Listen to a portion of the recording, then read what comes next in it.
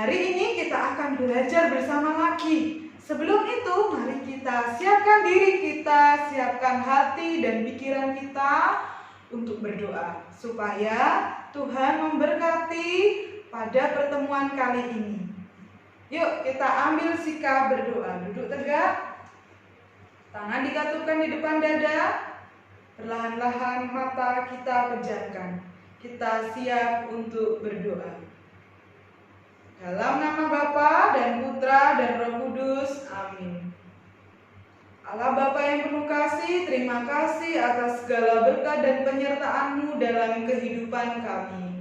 Pada hari ini kami akan belajar bersama, meskipun dari jarak jauh, kiranya Engkau tetap menyertai kami di rumah kami masing-masing. Berilah kami semangat, berilah kami kekuatan, agar dapat mengikuti pelajaran pada hari ini dengan baik. Kemuliaan kepada Bapa dan Putra dan Roh Kudus, seperti pada permulaan, sekarang, selalu, dan sepanjang segala abad. Amin. Santa Maria, doakanlah kami. Santa Angela, doakanlah kami. Santa Ursula, doakanlah kami. Dalam nama Bapa dan Putra dan Roh Kudus. Amin. Mari kita mulai pembelajaran kita hari ini. Yuk kita saksikan slide berikut ini.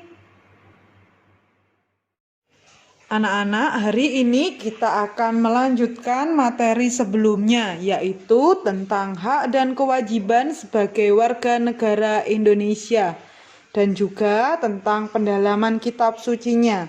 Mari kita simak bersama.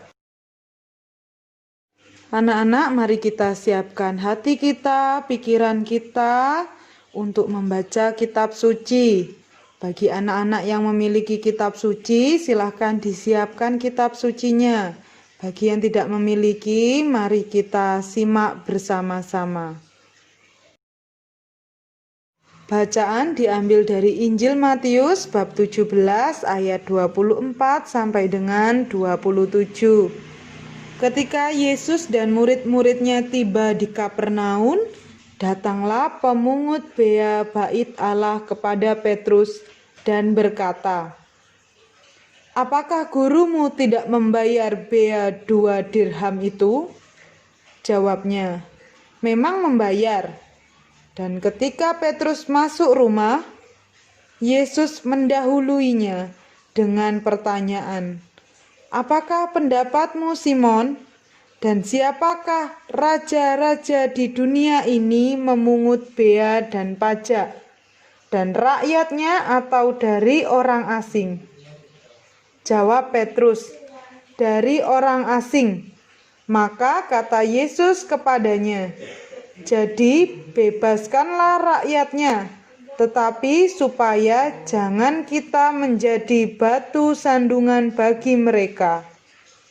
Pergilah memancing ke danau, dan ikan pertama yang kau pancing, tangkaplah dan bukalah mulutnya, maka engkau akan menemukan mata uang 4 dirham di dalamnya.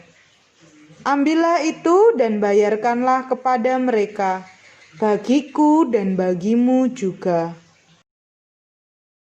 Bacaan dilanjutkan dari Injil Matius bab 22 ayat 15 sampai dengan 22. Kemudian pergilah orang-orang Farisi.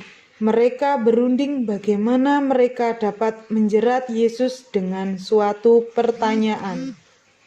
Mereka menyuruh murid-murid mereka bersama-sama orang-orang Herodian bertanya kepadanya, "Guru, kami tahu engkau adalah seorang yang jujur dan dengan jujur mengajar jalan Allah, dan engkau tidak takut kepada siapapun juga, sebab engkau tidak mencari muka. Katakanlah kepada kami pendapatmu. Apakah diperbolehkan membayar pajak kepada kaisar atau tidak?" Tetapi Yesus mengetahui kejahatan hati mereka itu, lalu berkata, "Mengapa kamu mencobai aku, hai orang-orang munafik? tunjukkanlah kepadaku mata uang untuk pajak itu. Mereka membawa suatu dinar kepadanya. Maka ia bertanya kepada mereka, gambar dan tulisan siapakah ini? Jawab mereka, gambar dan tulisan Kaisar. Lalu kata Yesus kepada mereka, berikanlah kepada Kaisar apa yang wajib kamu berikan kepada Kaisar, dan kepada Allah apa yang wajib kamu berikan kepada Allah.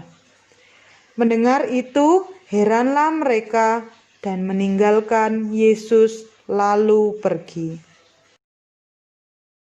Anak-anak, dalam video pembelajaran sebelumnya, Bu Christine menekankan bahwa dalam mengajar, Yesus tidak hanya berkata-kata saja, namun juga menunjukkan melalui tindakannya. Di sini Yesus mengajarkan agar setiap warga negara harus membayar pajak kepada Kaisar sebagai wujud tanggung jawab sebagai warga negara yang baik. Mengajarkannya bukan hanya dengan kata-kata tetapi dengan tindakan, di mana Yesus juga membayar pajak.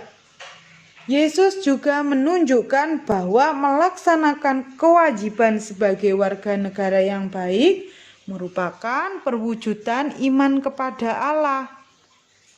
Maka dari itu, kita sebagai anak-anak Allah dan sebagai warga negara yang baik harus meneladani Tuhan Yesus. Dengan cara bagaimana? Dengan cara melaksanakan kewajiban-kewajiban kita sebagai warga negara yang baik.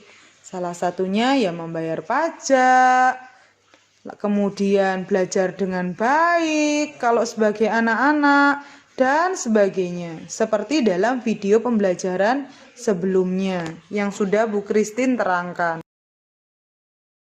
Anak-anak, Bu Christine ingatkan kembali bahwa hak dan kewajiban perlu dijalankan secara benar dan bertanggung jawab, tentunya dengan seimbang. Hak dan kewajiban harus dilaksanakan dengan seimbang, maksudnya bagaimana?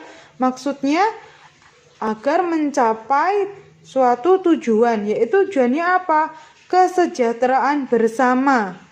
Sebab apabila hak yang diutamakan, maka seseorang hanya menuntut hal-hal yang harus mereka terima saja dari orang lain atau dari masyarakat.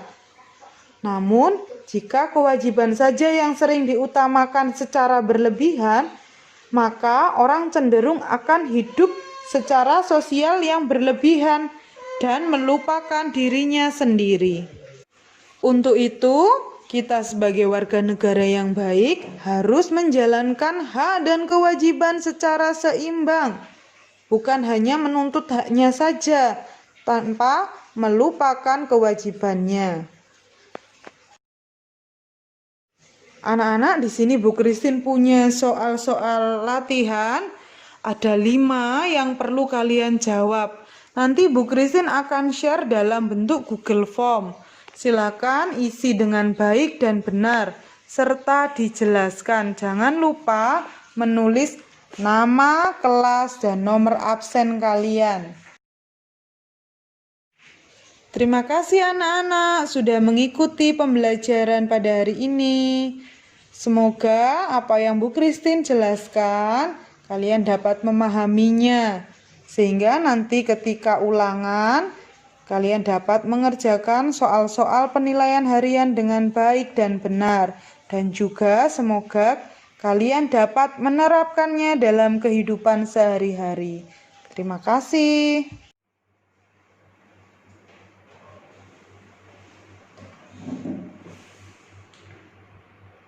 Terima kasih sudah mengikuti pembelajaran hari ini dengan semangat, dengan ceria. Anak-anak, mari kita tutup kegiatan pelajaran kita pada hari ini dengan berdoa. Duduk tegak, tangan dikatupkan di dada, perlahan-lahan mata kita pejamkan.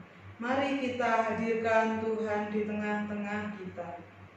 Dalam nama Bapa dan Putra dan Roh Kudus, amin. Allah Bapa yang baik, terima kasih atas segala berkat dan penyertaan-Mu. selama kami belajar pada pertemuan hari ini. Berilah kami senantiasa kesehatan dan kekuatan, terutama berilah kami ketekunan dalam belajar, meskipun dari jarak jauh. Bapa, semoga apa yang kami pelajari dapat kami terapkan dalam kehidupan sehari-hari, sehingga kami mampu mewartakan kasih-Mu kepada sesama. Kemuliaan kepada Bapa dan Putra dan Roh Kudus, seperti pada permulaan, sekarang, selalu, dan sepanjang segala abad. Amin. Santa Maria, doakanlah kami. Santa Angela, doakanlah kami. Santa Ursula, doakanlah kami. Dalam nama Bapa dan Putra dan Roh Kudus. Amin. Terima kasih. Pesan dari Bu Kristi, tetap semangat dan jaga kesehatan. Selalu rajin berdoa. Oke? Tuhan memberkati. Terima kasih. Bye.